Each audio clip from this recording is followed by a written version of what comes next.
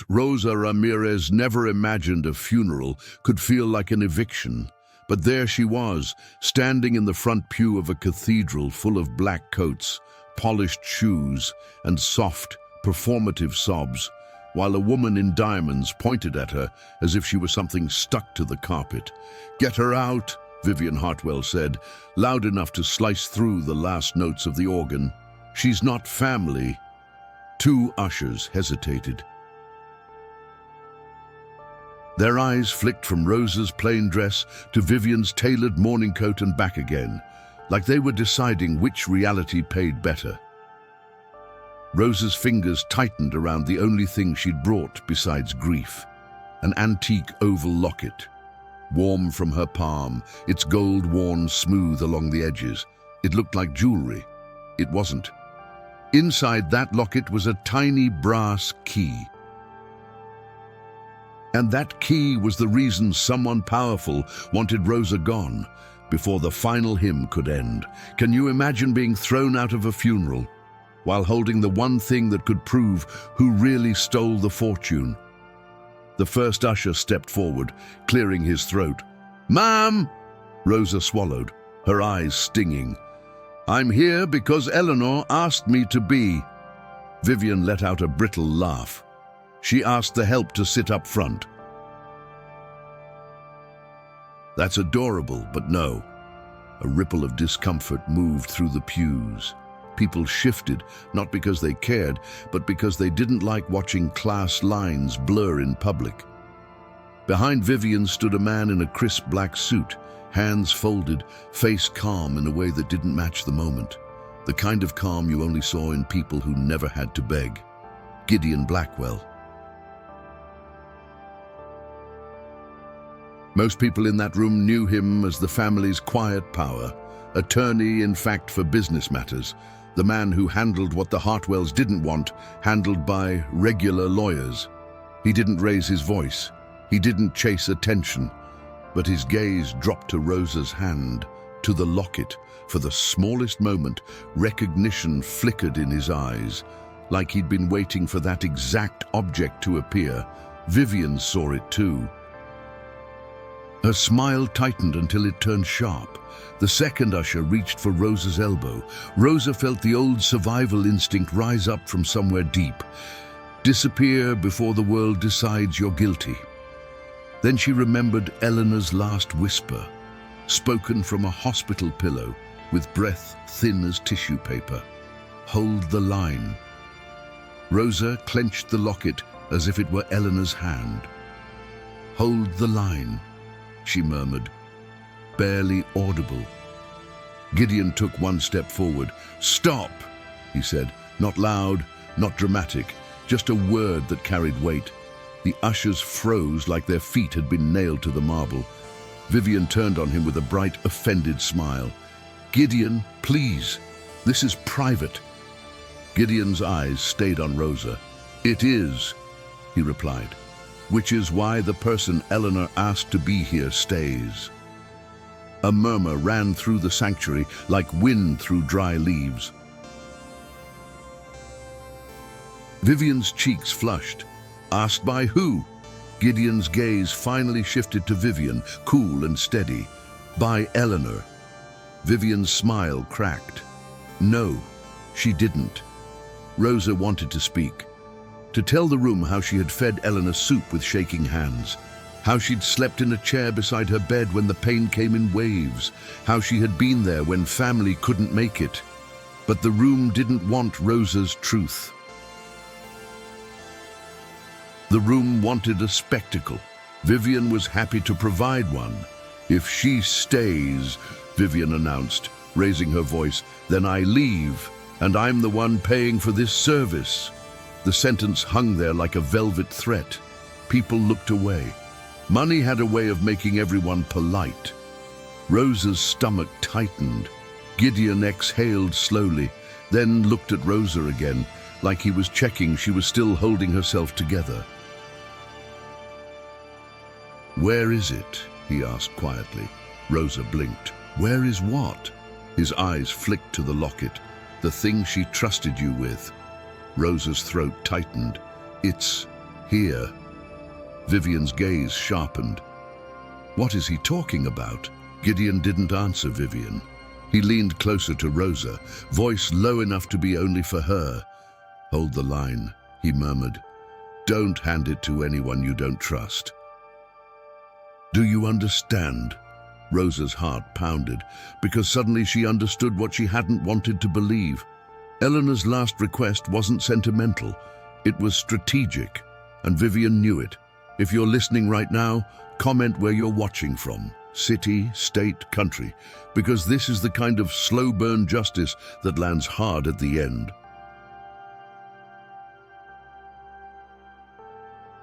And if you want more long, cinematic stories where power gets exposed and the overlooked finally win, make sure you're subscribed. Now let me take you back, because Rosa didn't wake up wanting a war. A war found her. It started 3 nights before the funeral, in a hospital room that smelled like lavender lotion and antiseptic. Eleanor Hartwell lay propped against pillows, sunlight threading through half-open blinds, turning her silver hair almost white. 92 years old, and still sharper than most people half her age. Even the nurses straightened when she looked at them. Rosa sat beside the bed, with a paper cup of tea cooling in her hands. She'd learned Eleanor's rhythms over 5 years, the way her breathing changed before the pain spiked, the way she liked her blanket folded, the old jazz station that made the room feel less sterile. Eleanor turned her head slightly. They think I'm already gone, she said. Rosa swallowed. No one thinks that. Eleanor's mouth curved, not quite a smile. Oh, sweetheart. People start dividing you up before you're buried. Rosa tried to smile back, but it came out brittle. I don't like when you talk like that. I don't either, Eleanor said. But I'm not afraid. I'm disappointed. Disappointed in what? Rosa asked softly. Eleanor's gaze drifted toward the window, then returned hard. That I raised a family in comfort and somehow taught them hunger anyway. Rosa didn't answer. She didn't have to. She knew the names that lived inside that sentence. Vivian Hartwell, the granddaughter who wore entitlement like perfume, and Caleb Sterling, Vivian's husband by law, not by soul, charming, helpful, always ready with a pen when Eleanor was tired. If Vivian was the blade, Caleb was the velvet glove covering it. Eleanor reached under her blanket and brought out something wrapped in tissue paper.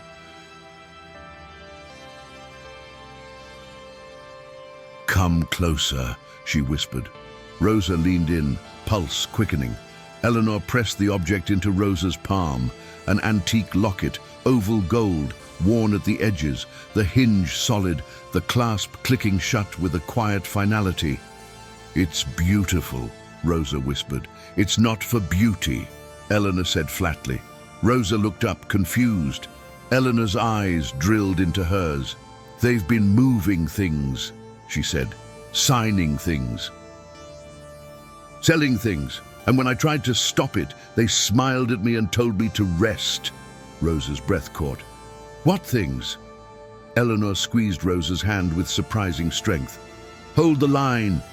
Rosa's eyes filled. Eleanor, listen, Eleanor said, voice thin but steady. In my study, behind my husband's portrait, there is a wall safe. You've dusted around that frame 100 times. You never saw the safe because you weren't meant to, not until now. Rosa's heartbeat thudded hard. This locket contains the key, Eleanor continued.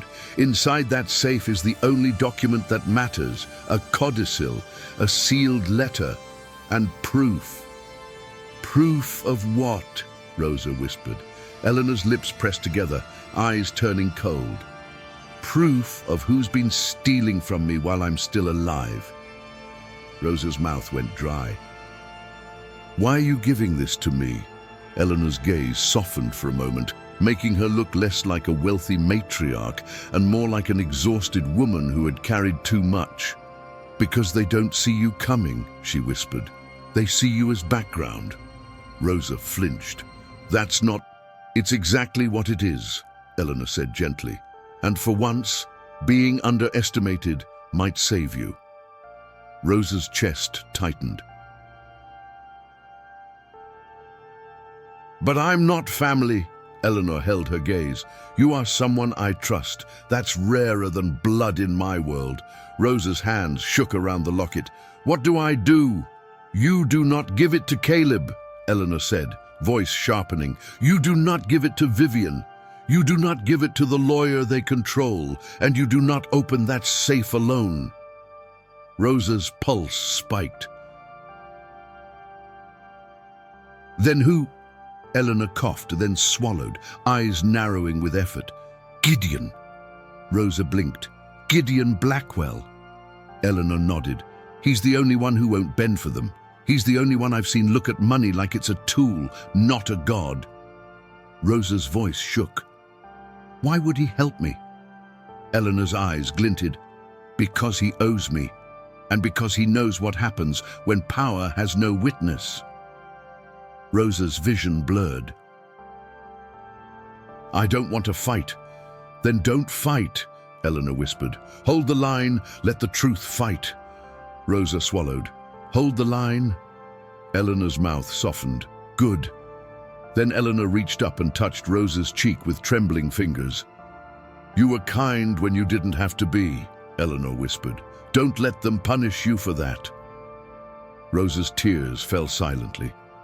3 hours later, Eleanor was gone. And Rosa's life split into before and after.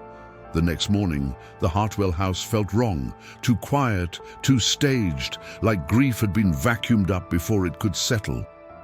Rosa moved through the kitchen on autopilot, making coffee nobody asked for, wiping counters that didn't need wiping, because keeping her hands busy was the only way to keep her heart from breaking open.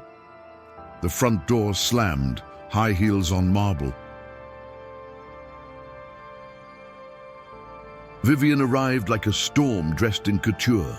She wore expensive black that looked like a statement. Her hair was pulled tight. Her makeup was flawless, as if crying was something she'd schedule later. Behind her came Caleb Sterling, carrying a leather portfolio and wearing grief like a well-fitted mask. Oh, Rosa, Caleb said warmly, stepping into the kitchen like he belonged there. We're so sorry.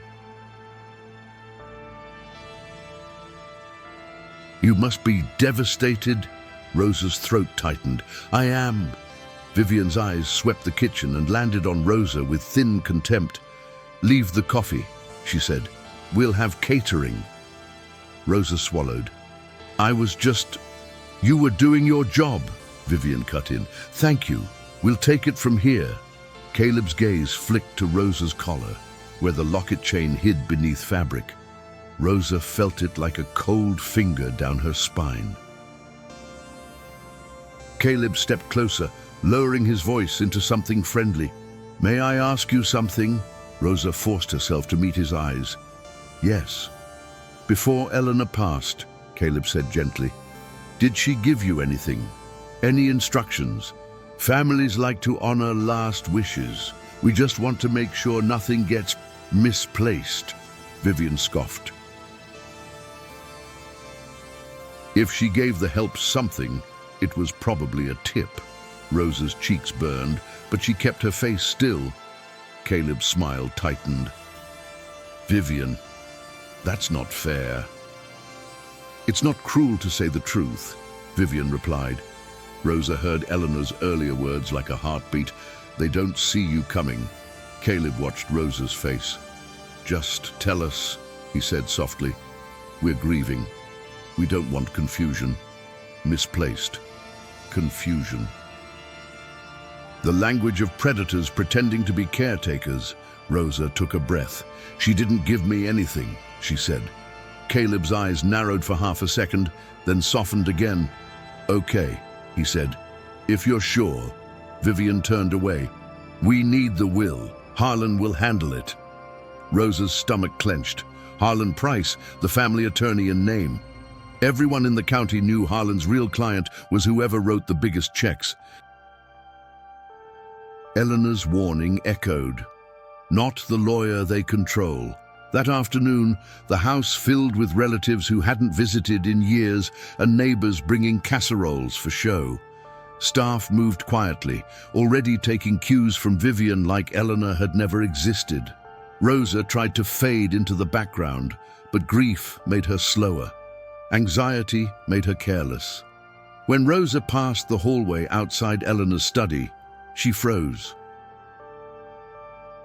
Vivian stood at the study door, Caleb beside her, and two men in suits were inside moving boxes.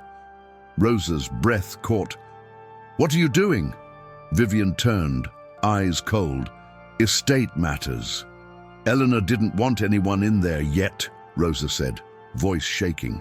Vivian laughed. "Eleanor is gone. Rosa, she doesn't want anything anymore." Caleb stepped forward, smile gentle.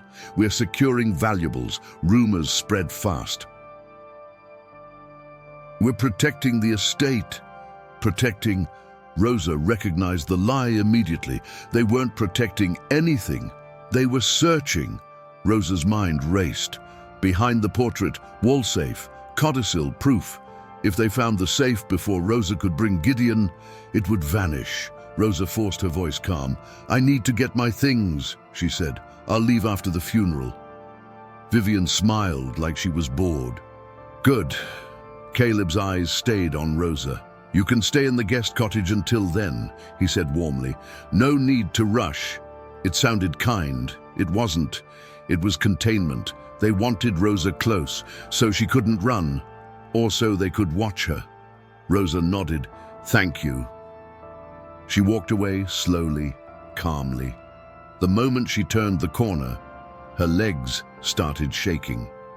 She locked herself in the laundry room and pulled out her phone with trembling hands. Gideon Blackwell. Eleanor had given one name. Rosa found his number in an old contact list Eleanor kept and pressed call. It rang twice.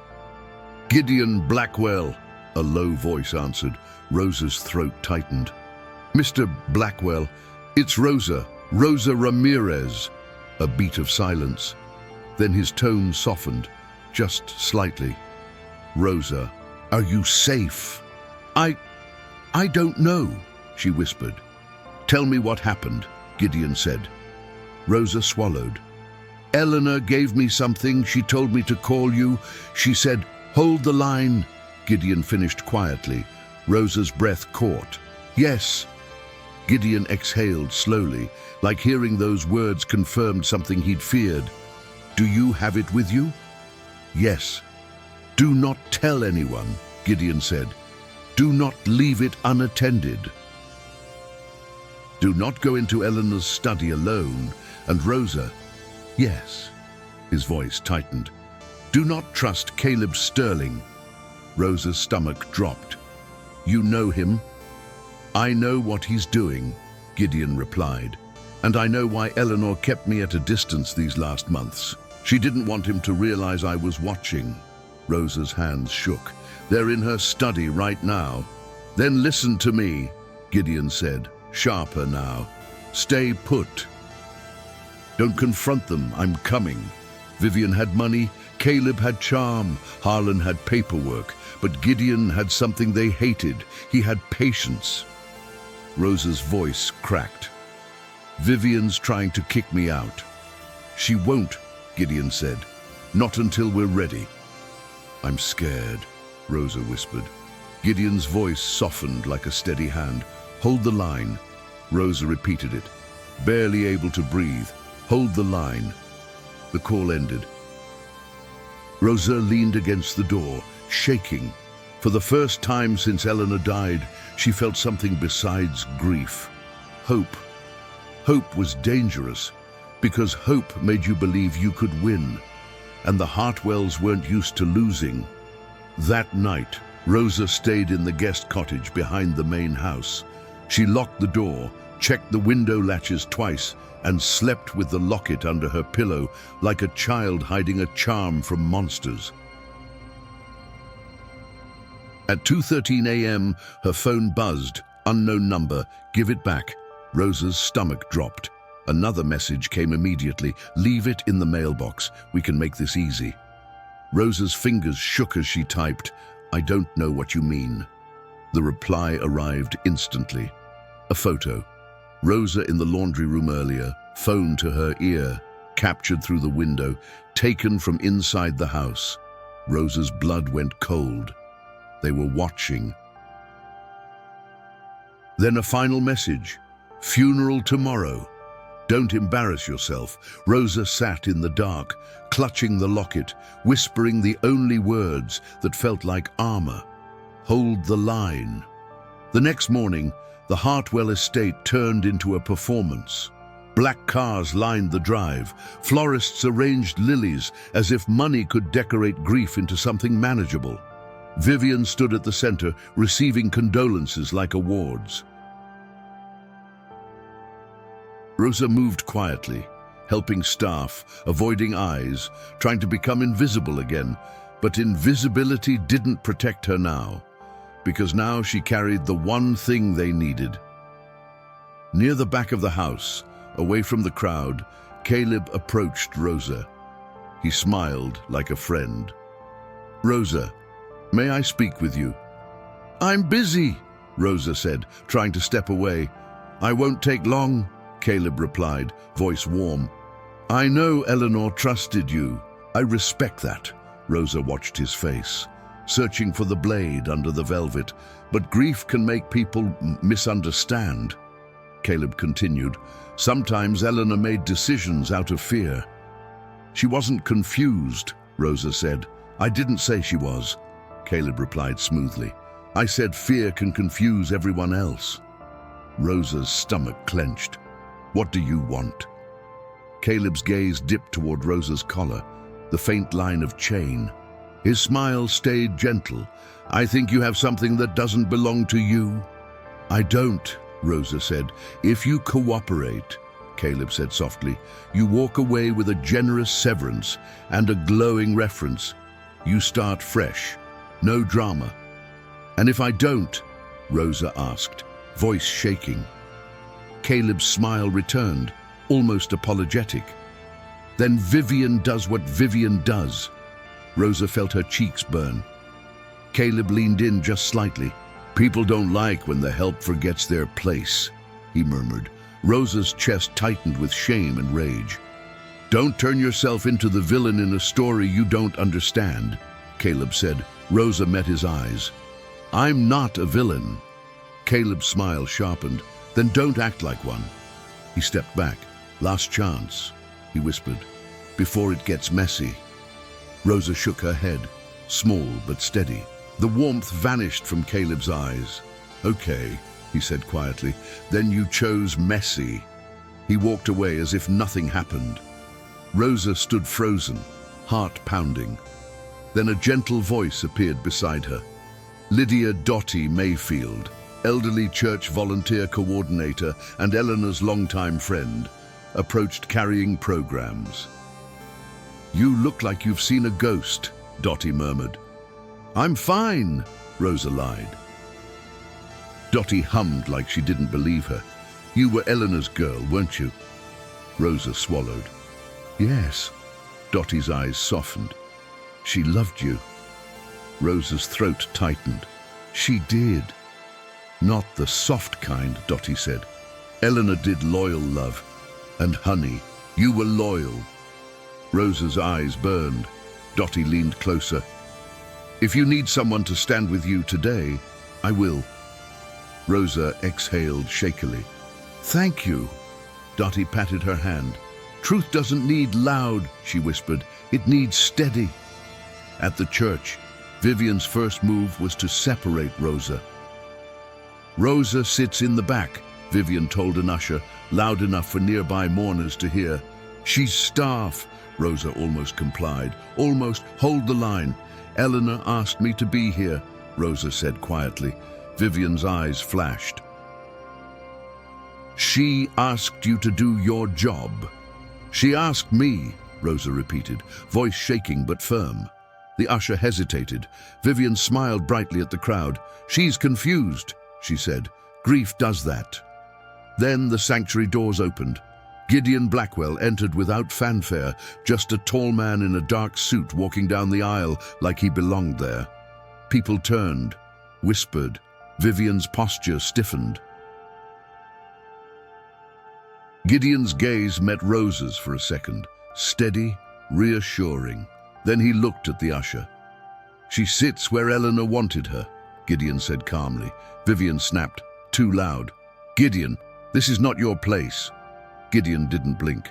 "Actually, it is." The usher stepped aside. Rosa slid into a seat near the front, hands folded tightly, locket warm against her skin. The service began. Words about legacy and love filled the air. Rosa listened, but her mind kept running. If Vivian and Caleb had already found the safe, why were they still panicking? Unless they didn't have the key. Unless Eleanor had outplayed them by placing the key with someone they would never consider dangerous. When the service ended, people filed out. Vivian moved like royalty among them. Caleb smiled and shook hands.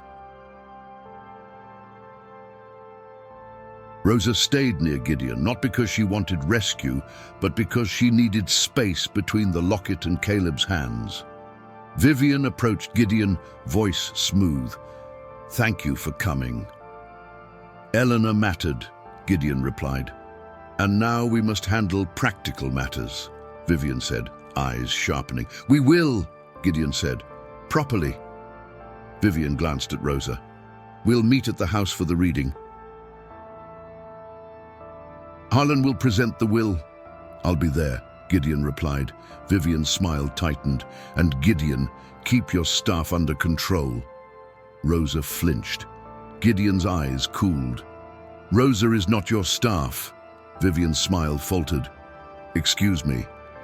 "She was Eleanor's caregiver," Gideon said evenly, "a witness to Eleanor's final wishes. She will be treated with respect." Vivian leaned closer, voice low, venom perfumed. "You're making a mistake." Gideon met her gaze. "I don't think so." Caleb lingered behind Vivian, eyes on Rosa. He smiled softly, warning disguised as kindness. On the drive back to the estate, Gideon insisted Rosa ride with him. "Why are you helping me?" Rosa asked, hands clenched. "Because Eleanor asked," Gideon replied. "That's not the whole answer," Rosa said, voice trembling. Gideon exhaled. "Because I've watched this family use money like a weapon for years. Eleanor was flawed, but she understood something they don't. Power without accountability rots." Rosa swallowed. "Caleb wants the locket." "I know," Gideon said. "How?" Rosa asked. "He asked me about an heirloom last week," Gideon replied. "Caleb doesn't do sentiment, he does leverage." Rosa's voice shook. "They texted me. They sent a photo of me." Gideon's jaw tightened. "They're monitoring you." "I'm not a fighter," Rosa whispered. "You don't have to be," Gideon said.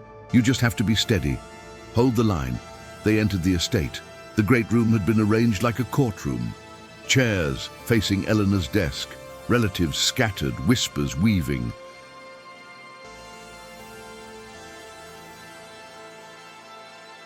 Harlan Price stood by the fireplace holding a thick folder, expression solemn and practiced. Vivian sat in the front row. Caleb stood behind her, hands clasped, eyes scanning. Rosa stayed near the back with Gideon, heart pounding. Harlan cleared his throat. "We are here to read the last will and testament of Eleanor Hartwell," he began. The will was ordinary. Properties to Vivian, accounts to Vivian, charity oversight to Vivian, polite bequests to staff, small checks that looked like guilt wearing a smile. Rosa's stomach turned. This wasn't Eleanor. Eleanor didn't do ordinary. Vivian's mouth curved with satisfaction as Harlan reached the end. "And the remainder of the estate passes to Vivian Hartwell, sole heir." Harlan closed the folder. Vivian exhaled like she'd been holding her breath. Then Gideon spoke. "That is not all." The room froze. Vivian's smile snapped. What? Gideon's gaze stayed on Harlan. Eleanor told me there was a codicil, sealed, separate. Harlan blinked too slowly. There is no codicil. Vivian laughed lightly. Oh, Gideon, don't start. Gideon's voice remained calm. Eleanor told me personally. Vivian's eyes narrowed. When she was sedated and confused, Rosa flinched. Gideon's gaze turned icy. Eleanor was sharper than everyone in this room until her last breath. Don't insult her to protect yourself. Vivian stood abruptly. What did you tell him? She snapped at Rosa. Nothing, Rosa whispered. Vivian's voice rose. Get her out. Caleb stepped in smoothly, hands raised. Vivian, please, let's not make a scene. He turned to Rosa, smile gentle. Rosa, emotions are high. Maybe step outside and let the family handle legal matters. Step outside, exactly what Eleanor warned against. Rosa stays, Gideon said. Vivian's eyes flashed. Why? Because she's your charity project. This isn't about me, Gideon replied. Vivian's gaze snapped to Rosa. Then it's about what she has. Rosa's breath caught. Caleb's smile faltered, annoyed at Vivian's bluntness. Then he recovered. Rosa, he said softly, if you have something of Eleanor's, we can handle it respectfully. I don't have anything, Rosa lied, but her hand rose instinctively to her chest. Caleb's eyes followed the movement. Vivian's eyes lit with certainty. She's wearing it. Harlan cleared his throat, seizing the moment. If theft is involved, we may need law enforcement. Caleb's tone turned almost tender. Return it now, and we keep it quiet. The room watched Rosa like it wanted her to confess. Rosa felt the old shame rise, heavy and familiar. The help is guilty until proven otherwise. She wanted to run, hold the line. Eleanor gave it to me, Rosa said, voice trembling but clear. She told me to keep it safe. Vivian's face twisted. You manipulative little... Watch your mouth, Gideon snapped, calm but sharp. Caleb stepped closer, palms open. Rosa, he whispered, give it to me. That's not safe for you to hold. Not safe. The truth slipped out. It wasn't about sentiment, it was about danger. Rosa swallowed, then did something she didn't realize she was capable of. She opened the locket. The clasp clicked. The gold shell swung open. Inside, nestled in velvet, was a tiny brass key. Silence. Vivian's face drained of color. Caleb's eyes widened, then narrowed. Harlan froze. Gideon's jaw tightened like this confirmed everything. That key opens the safe, Gideon said calmly. What safe? Vivian snapped, voice cracking. The one Eleanor told me about, Gideon replied. Harlan tried to interrupt. This is absurd. Eleanor left the estate.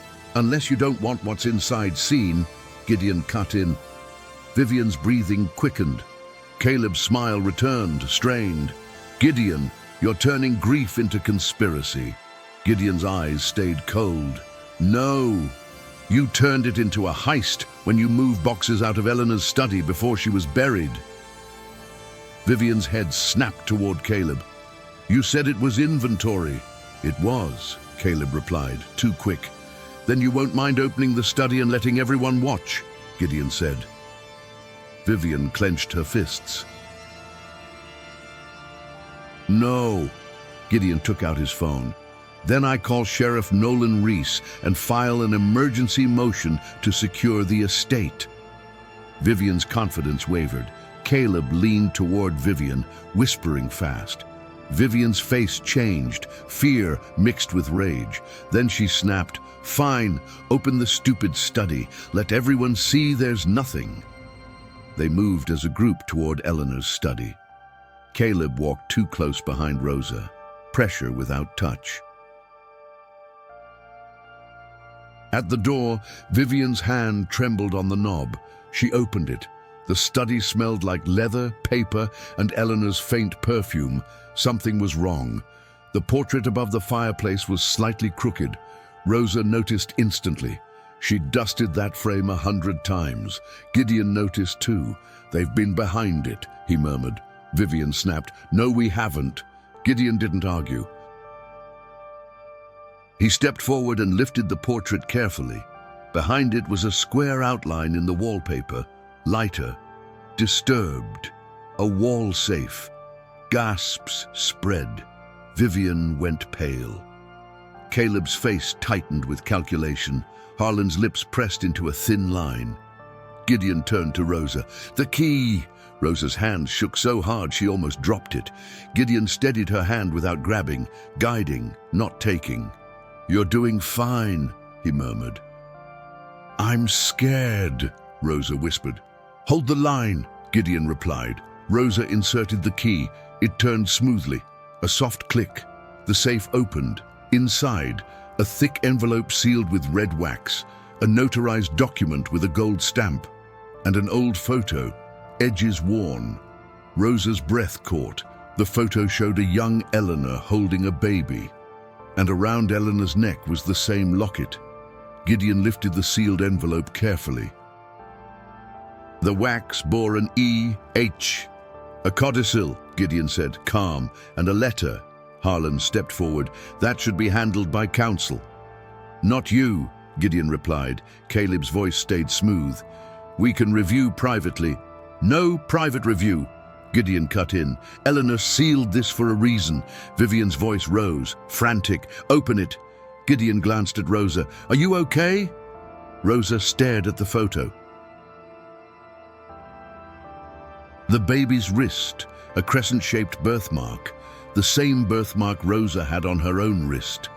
Rosa lifted her hand slowly, trembling. Her blood turned cold. "That baby," Rosa whispered. Gideon followed her gaze. His expression shifted, recognition and dread.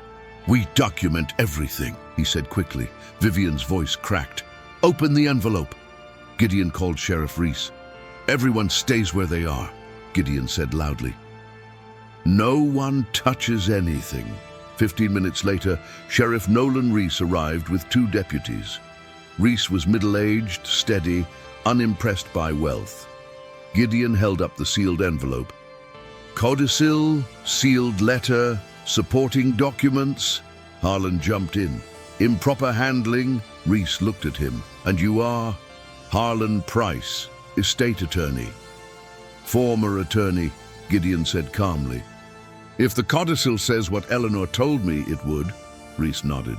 "We treat it as evidence until verified." Vivian scoffed. "Evidence? That's ridiculous." "Ma'am," Reese said, firm, "that's how we stop people from destroying things."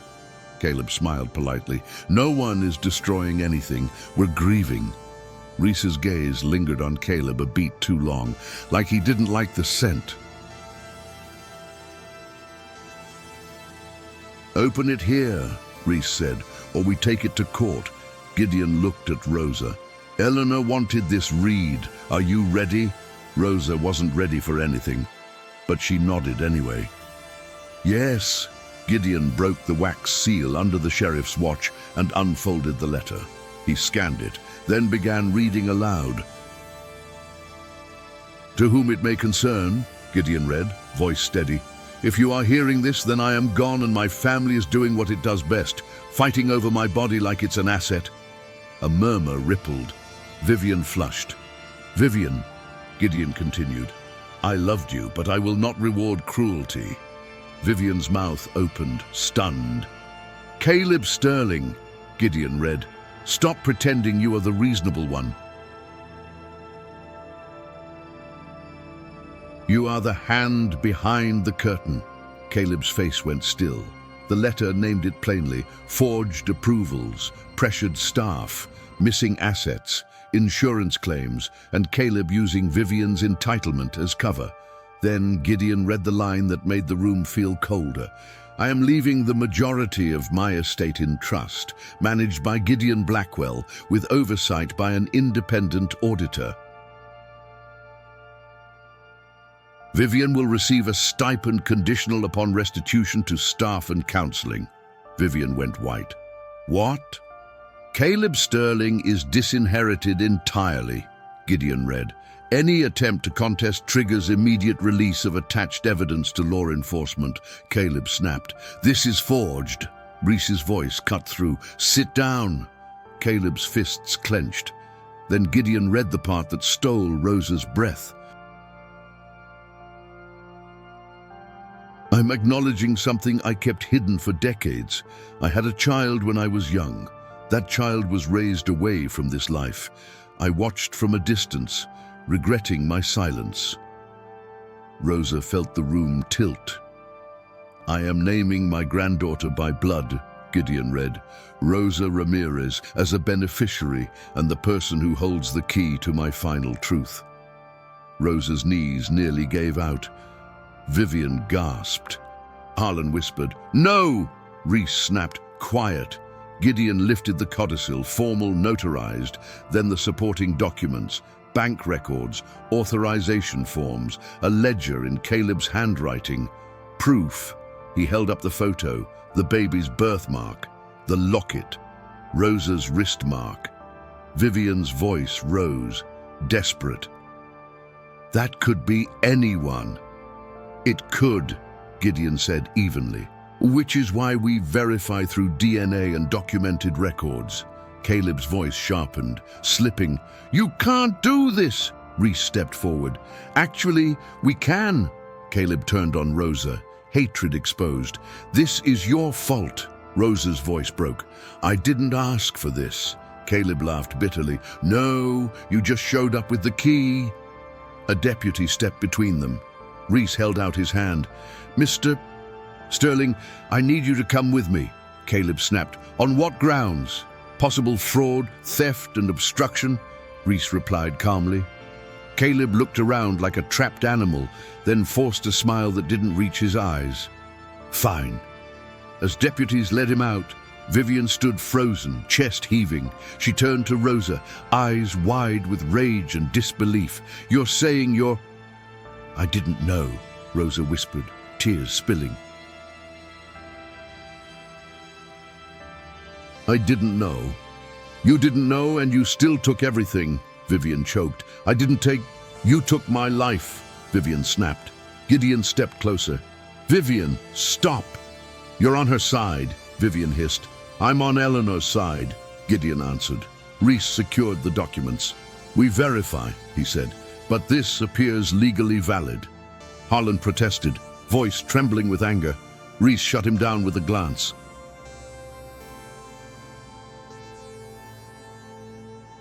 That night, Rosa went back to her small apartment feeling like she was walking in someone else's body. Same hands, same tired eyes, same life, except now the world had labeled her important on paper. Her phone buzzed. Unknown number. You think paper makes you safe? Rosa's blood went cold. She showed Gideon. Gideon's jaw tightened. Caleb has allies.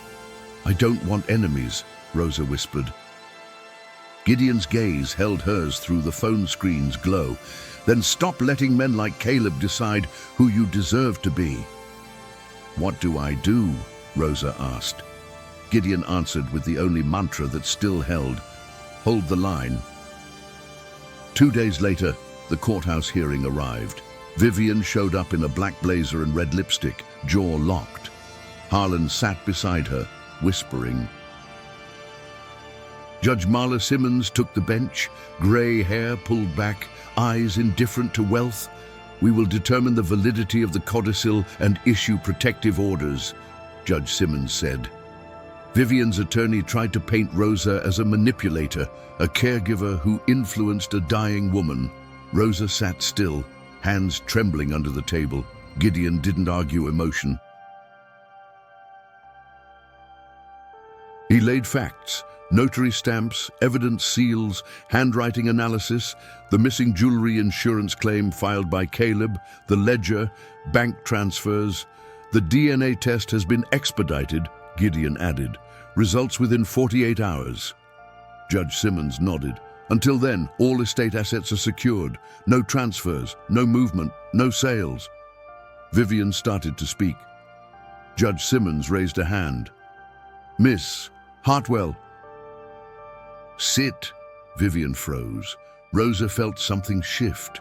Not triumph, but disbelief. She'd never seen Vivian told to sit by anyone who mattered. Outside, in the sunlight, Rosa whispered, I feel like I'm living someone else's life. You are, Gideon said quietly. You're living the life Eleanor hid from you. That night, Rosa opened the locket and stared at the tiny key, thinking of Eleanor's voice. Hold the line. She whispered it. Then she whispered something else, because she didn't want revenge. She wanted justice. Show me what's right, she breathed. 48 hours later, Gideon called Rosa to his office. When she arrived, Vivian was already there, stiff in her chair. Harlan sat near her, pale. Sheriff Reese stood by the wall. Gideon held an envelope. Rosa's stomach twisted. Gideon looked at her gently. Are you ready? No, Rosa whispered. Then, yes. Gideon opened the report and scanned it. It's confirmed, he said softly. Rosa Ramirez is Eleanor Hartwell's biological granddaughter. Rosa felt her lungs forget how to work. Vivian's face drained of color. No. Yes, Gideon replied. Rosa's voice broke. I didn't know. Vivian laughed once, bitter. Of course you didn't. Eleanor loved secrets more than people. The cruelty stung, but there was something wounded underneath it, grief twisted into rage. Reese spoke, steady. We found the missing jewelry, storage unit under Caleb's name, along with forged signatures and insurance claim paperwork. Vivian's head snapped up. Caleb wouldn't. He did, Reese said. And we found a draft letter, Reese added, where Caleb planned to blame Rosa for theft, force her out, silence her before she could speak. Rosa's blood went cold. Vivian's mouth opened, stunned. Then Vivian turned sharply on Harlan. Did you know? Harlan hesitated. That hesitation was confession. Vivian's voice shook with fury. You knew. Gideon's tone stayed calm. Vivian, you have a choice. Vivian's eyes flashed. What choice? You can keep fighting Rosa, Gideon said, and protect Caleb's lies, or you can cooperate, preserve what's left of your integrity, and stop being his cover. Vivian's breathing turned shallow. Rosa watched her, heart pounding. Rosa didn't want to destroy Vivian, but Rosa wouldn't allow herself to be destroyed anymore. Vivian looked at Rosa, eyes wet, voice cracking. Do you know what it feels like to realize your whole life was built on a story someone hid from you? Rosa swallowed. Yes. I didn't come to take your life, Rosa whispered. I came to bury Eleanor. Vivian's face twisted. And you buried me with her? No, Rosa said, steady. Caleb did. Silence. Reese spoke. Ms. Hartwell, if you have information, now is the time. Vivian stared at the floor. Then she looked up, and something changed in her eyes. Not kindness, not love, but direction. Caleb kept documents in my office, Vivian said quietly. Locked drawer. He said it was estate planning. Reese nodded. Will you give access? Vivian swallowed, pride battling fear. Then she whispered, yes. A crack of redemption. Not forgiveness. A choice. Over the next month, Caleb's case grew heavier, fraud charges stacked. Insurance fraud, theft and obstruction. Harlan resigned before disbarment could take his license publicly, but the Bar Association opened a complaint anyway. Vivian's image shattered. Some called her manipulated. Others called her complicit. The comment war was vicious. Rosa tried not to read it. Instead, she focused on what Eleanor demanded: restitution to staff. Rosa met with housekeepers, gardeners, drivers, people Vivian barely knew by name. She listened, unpaid overtime, threats of replacement, humiliation masked as standards. Rosa's stomach turned. She did something Vivian had never done. She apologized, not because Rosa was guilty of Vivian's cruelty, but because Rosa refused to let cruelty live unchallenged in the house Eleanor built. Gideon helped create a restitution fund under court supervision. Vivian resisted at first, then watched staff receive checks, coverage, overdue respect. Vivian's face changed, not soft, not suddenly good, but aware. One evening, Rosa walked the garden paths Eleanor used to walk. Roses bloomed, beautiful and sharp. Gideon joined her quietly. "I don't feel like I belong," Rosa admitted. "Belonging isn't granted by a house," Gideon said. "It's built by how you show up." Rosa swallowed. "Do you think Eleanor meant well hiding me?" Gideon exhaled. "I think she feared scandal more than she feared your loneliness. That was her flaw, and she tried to fix it too late." "It feels too late," Rosa whispered. "It is late," Gideon said, "but not useless." Rosa's eyes burned. "I miss her." "I know," Gideon replied. Rosa looked at him. "You do!" Gideon's voice lowered. "When I was a teenager, Eleanor made one phone call that saved my father's business. She never asked for credit. She simply decided we mattered." Rosa's throat tightened. "So you owe her." "I owe her," Gideon said, "and I'm angry at her." Rosa's voice cracked. "Me too." They stood in silence, grief between them like a shared language. Then Gideon's tone sharpened, practical. "Final probate hearing next week. Caleb's attorney will attack you. Vivian will be pressured, and Caleb's allies may try something desperate." Rosa's stomach clenched. "Allies?" Gideon's gaze held hers. "Caleb didn't do all this alone. Hold the line." The final hearing arrived. Caleb's attorney tried to paint Rosa as a con artist, a caregiver who suddenly became an heir. He pushed undue influence. He implied poor people always want something.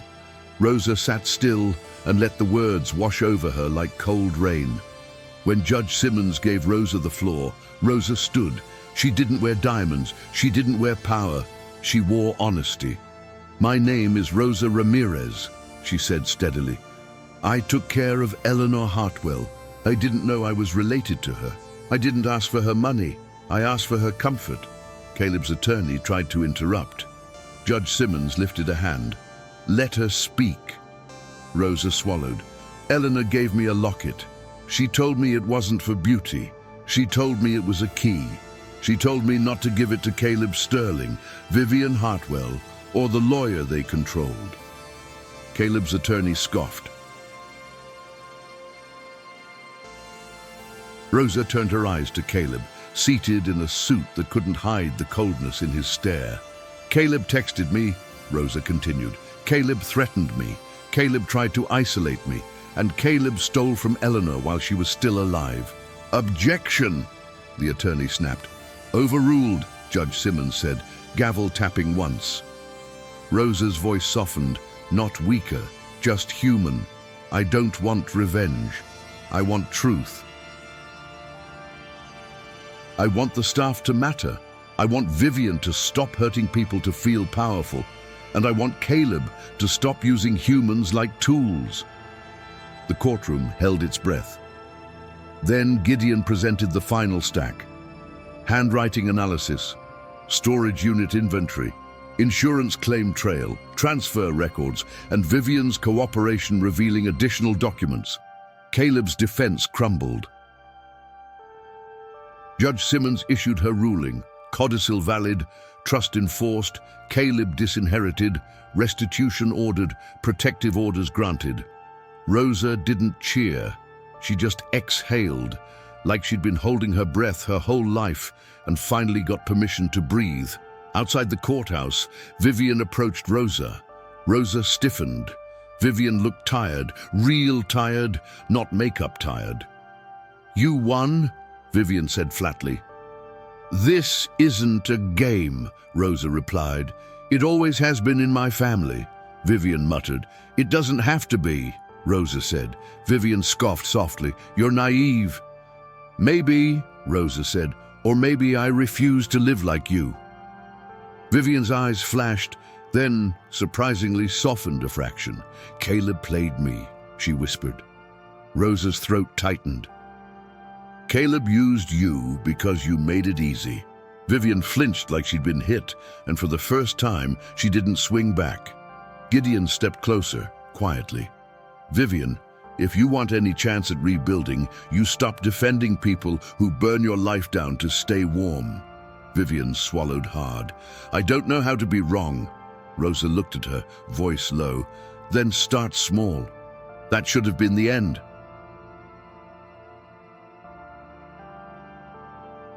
But Caleb's story wasn't done trying to write itself. That night, Rosa's phone buzzed again. Unknown number. You think a judge can protect you? Another message followed. Hold the line and you'll break.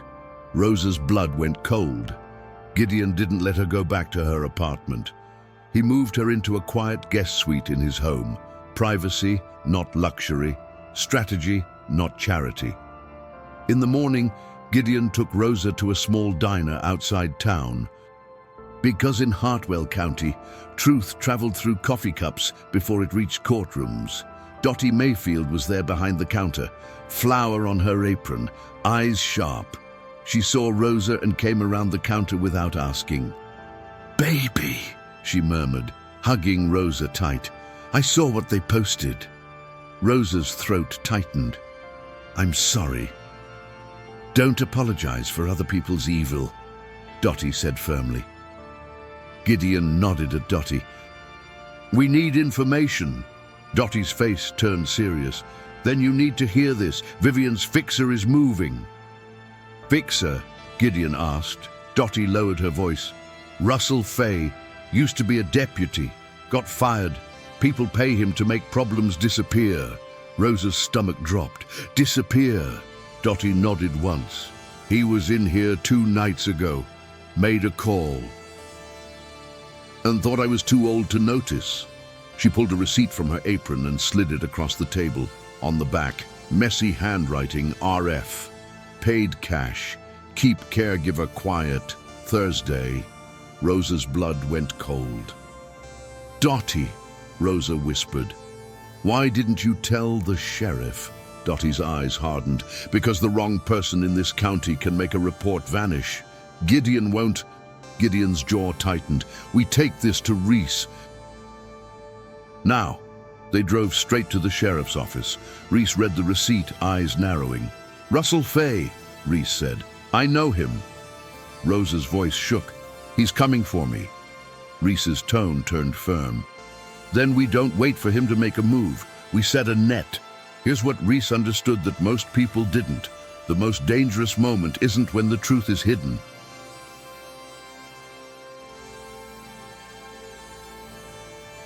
It's when the truth is exposed and the guilty realize fear didn't work. Reese arranged a controlled sting, legal, documented. Rosa hated the idea of being bait, but Gideon looked at her and said quietly, They already chose you as a target. This is how we change that. Hold the line. Rosa agreed on one condition. No corners, she told Reese. No, almost. I want him caught clean. Reese nodded. Clean. That afternoon, Rosa went to the Hartwell estate one last time, not alone, not unprotected. Reese had deputies nearby, unmarked. Gideon stayed within sight. The plan was simple. Russell Fay had been making calls about the caregiver. They needed him to show his hand. Rosa walked the garden path toward the old staff entrance, phone visible, locket tucked beneath her blouse. Within minutes, her phone buzzed. Unknown number. Meet me at the greenhouse. Bring the key, or your mother's secrets go public. Rosa's stomach clenched. She showed Gideon. Gideon's eyes went cold. He's confirming coercion. Rosa's voice trembled. Greenhouse. Reese's voice came through Gideon's earpiece. We're set. Rosa's legs felt like water, but she walked anyway, steady, not fast, because fear made you obvious. The greenhouse sat behind the property, glass walls, ivy, the smell of damp earth. Eleanor used to come here when she needed silence. Rosa stepped inside. A shadow moved between ferns. Russell Fay emerged, broad shoulders, work boots, eyes like a man who enjoyed being paid to scare people. He smiled without warmth. Rosa Ramirez. Rosa kept her voice steady. What do you want? Russell stepped closer. You're causing a lot of trouble. I didn't start it, Rosa said. Russell shrugged. Trouble doesn't care who starts it. It only cares who finishes it. Rosa's throat tightened. You threatened my mother. Russell's smile widened. Your mother's file is interesting. Rosa's hands shook, but she didn't step back. That's intimidation. Russell laughed softly. Call it whatever you want. I call it leverage. He tilted his head toward Rosa's collar. The locket, the key, hand it over. Rosa swallowed. I don't have it. Russell's eyes hardened. Don't lie to me. I'm not Vivian. I don't play dress-up with feelings. Rosa's chest tightened. Russell stepped closer, lowering his voice. Last chance. You walk away. You keep your little apartment. You keep your little life. You stop pretending you belong in Hartwell money. Rosa's cheeks burned. Then she heard Eleanor's whisper, as if it were inside her ribcage. Hold the line. Rosa lifted her chin. No. Russell's expression shifted. Annoyance, then anger. You think you're brave? He hissed. You're just stubborn. Rosa's voice shook, but she kept it. I'm steady. Russell reached out. Before his fingers could touch Rosa, the greenhouse door slammed open. Russell Fay! Sheriff Reese's voice cut through like a siren. Deputies flooded in. Russell froze, eyes widening, calculation flashing. Then he bolted toward the back exit. A deputy tackled him into a table of potted plants. Glass shattered, soil spilled. Russell cursed, thrashing. Reese stepped in, cuffs ready. Russell Fay, you're under arrest for coercion, witness intimidation, and attempted extortion. Russell's face twisted. This is a setup. Reese's tone didn't change. Good. Rosa stood trembling, tears spilling, not from weakness, but from the shock of relief. Gideon stepped in beside her, voice low. You did it. Rosa's breath came in short bursts. I thought he wanted you afraid, Gideon said. Fear is his job. Reese looked at Rosa. You okay? Rosa nodded shakily. Yes. Then Russell spat toward Rosa, eyes wild. This doesn't end with me. Reese hauled him up. Maybe, but it starts with you. Russell was dragged out, and for the first time since Eleanor's death, the air felt cleaner, because justice wasn't just a ruling on paper. Justice was stopping the next hand before it could close around your throat. In the weeks that followed, Russell Fay's arrest cracked open the rest of the network. Reese found phone logs connecting Russell to Caleb's burner numbers. Emails surfaced linking Harlan Price to suspicious filings and missing paperwork. Caleb's charges expanded. Bail was denied. Harlan's license was suspended pending investigation. And Vivian, who had been furious at first, became something else under the weight of public truth.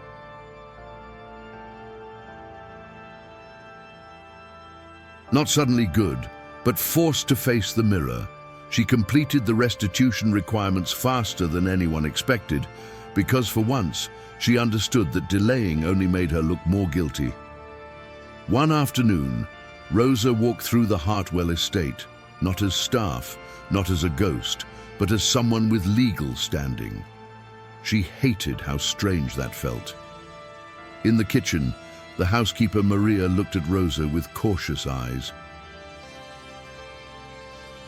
Are you leaving? Maria asked softly. Rosa shook her head. No, I'm making sure nobody gets treated the way we did. Maria's eyes filled. You really mean that? Rosa nodded. I do. Gideon helped Rosa establish a small oversight board for the trust. Local, transparent, monitored, not because Rosa wanted power, but because she had learned what happened when power had no witness. And Vivian. Vivian met Rosa on the porch one evening, hands tucked in her pockets like she didn't know what to do with them.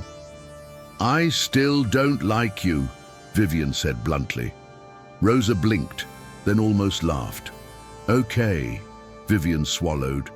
But I'm tired of being the worst person in every room. Rosa's throat tightened, then stopped choosing it. Vivian's eyes flashed. You make it sound easy. It's not, Rosa said. It's just simple. Vivian looked away. I'm trying. Rosa studied her, then nodded once.